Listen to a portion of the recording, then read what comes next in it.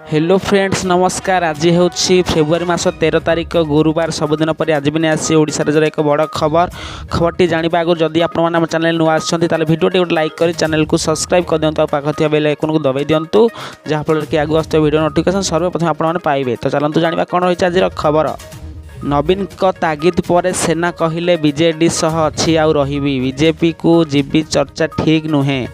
विधायक दल बैठक चंपुआ विधायक अनुपस्थित रहिबा आउ परे परे सना महाकुड़ नवीन तागिद करने घटना एवं राज्य राजनीति को सरगम करिछि।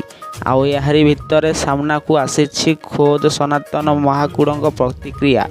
सनातन कहते नवीन आम दलर मुखिया तेणु से पचारि पारिबे। काली विधायक दल बैठक को कहीं जाई नथिली बोली से पचारिथिले, जहाँ उत्तर में मो देह खराब जोगु जाई नथिली बोली से कहिथिले बोली गणमाध्यम को प्रतिक्रिया दे सनातन कहते।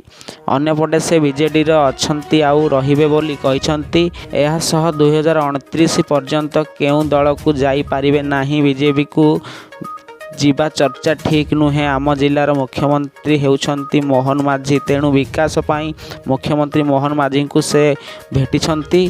खाली से नुहे बीजेडी आउ दुई जन विधायक मध्य मुख्यमंत्री को भेटिछंती बोली कहिछंती सनातन महाकुड़। अन्यपटे यही घटना नवीन को टार्गेट करिछंती विरोधी बीजेपी विधायक जय नारायण मिश्र कहि नवीन भयभीत हो गलेनी, काले सबु नेता बीजेपी को पळै जिबे बोली से जानि सारिछंती।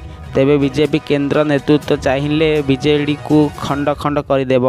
मु आगरू मध्य कहिथिली जे हुइसिल फुंकिले बीजेडी भांगिबो।